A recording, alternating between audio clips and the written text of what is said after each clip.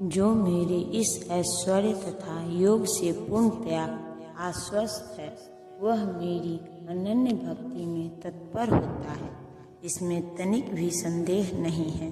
आध्यात्मिक सिद्धि की चरम परिणति है भगवत ज्ञान। जब तक कोई भगवान के विभिन्न ऐश्वर्यों के प्रति आश्वस्त नहीं हो लेता, तब तक भक्ति में नहीं लग सकता।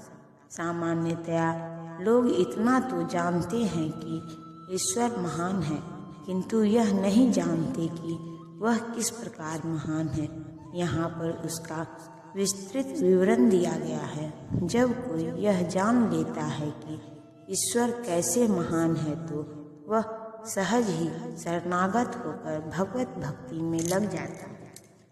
भगवान के ऐश्वर्यों को ठीक से समझ लेने पर शरणागत होने के अतिरिक्त कोई अन्य विकल्प नहीं रह जाता।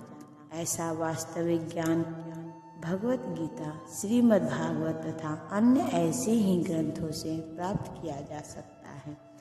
इस ब्रह्मांड के संचालन के लिए विभिन्न लोकों में अनेक देवता नियुक्त हैं, जिनमें से ब्रह्मा, शिव, चारों कुमार तथा अन्य प्रजापति प्रमुख हैं। ब्रह्मांड की प्रजा के अनेक पितामह भी हैं और वे सब भगवान कृष्ण से उत्पन्न हैं।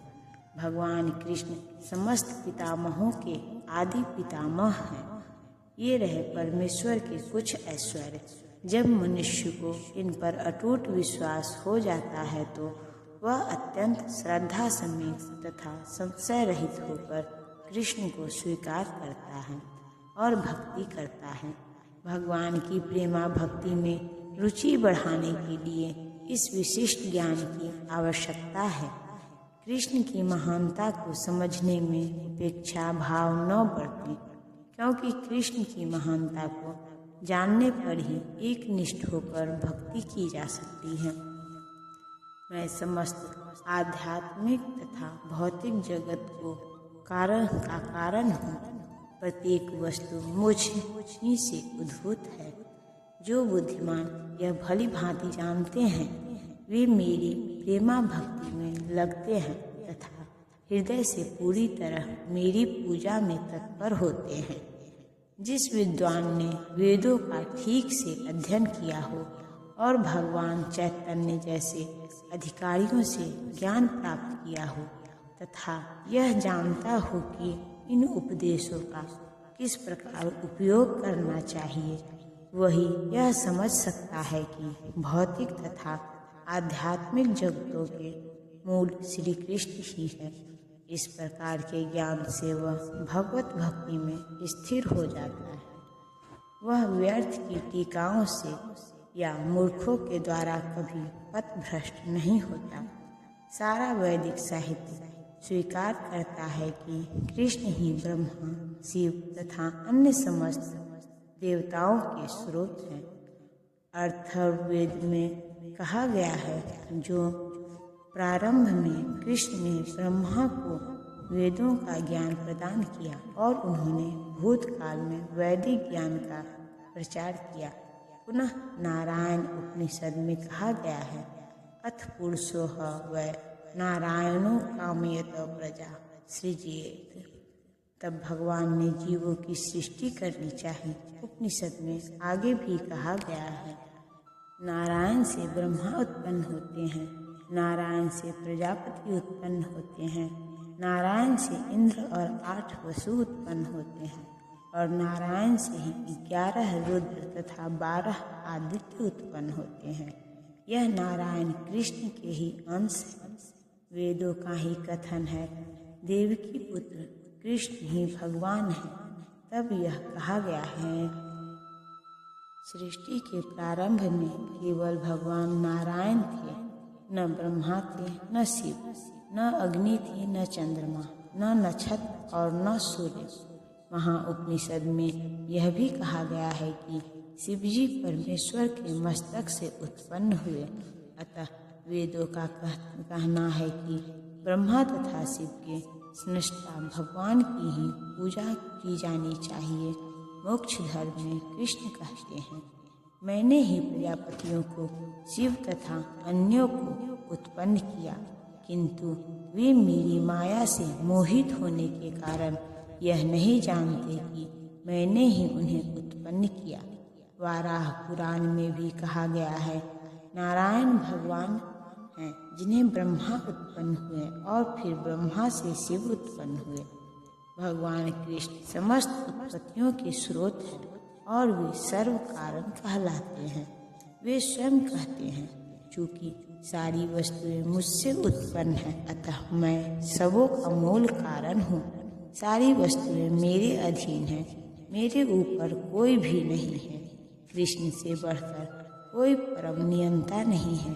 जो व्यक्ति प्रामाणिक गुरु से या वैदिक साहित्य से इस प्रकार कृष्ण को जान लेता है, वह अपनी सारी शक्ति कृष्ण भावनामृत में लगाता है और सचमुच विद्वान पुरुष बन जाता है। उसकी तुलना में अन्य सारे लोग जो कृष्ण को ठीक से नहीं जानते, मात्र मूर्ख सिद्ध होते हैं। केवल मूर्ख ही कृष्ण को सामान्य व्यक्ति समझेगा। कृष्ण भावना भावित व्यक्ति को चाहिए कि कभी मूर्खों द्वारा मोहित न हो। उसे भगवत गीता की समस्त अप्रामाणिक टीकाओं एवं व्याख्याओं से दूर रहना चाहिए और दृढ़तापूर्वक कृष्ण भावनामृत में अग्रसर होना चाहिए। मेरे शुद्ध भक्तों के विचार मुझ में वास करते हैं। उनके जीवन मेरी सेवा में अर्पित रहते हैं और वे एक दूसरे को ज्ञान प्रदान करते तथा मेरे विषय में बातें करते हुए परम संतोष तथा आनंद का अनुभव करते हैं। यहाँ जिन शुद्ध भक्तों के लक्षणों का उल्लेख हुआ है, वे निरंतर भगवान की दिव्य प्रेमा भक्ति में रमे रहते हैं। उनके मन में कृष्ण के चरण कमलों से हटते नहीं। वे दिव्य विषयों की ही चर्चा चलाते हैं। इस श्लोक में शुद्ध भक्तों के लक्षणों का विशेष रूप से उल्लेख हुआ है। भगवत भक्त परमेश्वर के गुणों तथा उनकी लीलाओं के गान में अहर्निश लगे रहते हैं। उनके हृदय तथा आत्माएं निरंतर कृष्ण में निमग्न रहती हैं और वे अन्य भक्तों से भगवान के विषय में बातें करने में आनंद अनुभव करते हैं। भक्ति की प्रारंभिक अवस्था में वे सेवा में ही दिव्य आनंद उठाते हैं और परिपक्वावस्था में वे ईश्वर प्रेम को प्राप्त होते हैं। जब वे इस दिव्य स्थिति को प्राप्त कर लेते हैं, तब वे उस सर्वोच्च सिद्धि का स्वाद लेते हैं जो भगवत धाम में प्राप्त होती है। भगवान चैतन्य दिव्य भक्ति की तुलना जीव के हृदय में बीज बोने से करते हैं। ब्रह्मांड के विभिन्न लोकों में असंख्य जीव विचरण करते हैं। इनमें से कुछ ही भाग्यशाली होते हैं जिनकी शुद्ध भक्त से भेंट हो पाती है और जिन्हें भक्ति समझने का अवसर प्राप्त हो पाता है। यह भक्ति बीज के सदृश है। यदि इसे जीव के हृदय में बो दिया जाए और जीव हरे कृष्ण का मंत्र श्रवण तथा कीर्तन करता रहे, तो बीज अंकुरित होता है। जिस प्रकार के नियमित सींचने रहने से वृक्ष का बीज फलता है, भक्ति रूपी आध्यात्मिक पौधा क्रमशः बढ़ता है जब तक यह ब्रह्मांड के आवरण को भेद कर ब्रह्म ज्योति में प्रवेश नहीं कर जाता। ब्रह्म ज्योति में भी यह पौधा तब तक बढ़ता है जब तक उस उच्चतम लोक को नहीं प्राप्त कर लेता, जिसे गोलोक, वृंदावन या कृष्ण का परम धाम कहते हैं।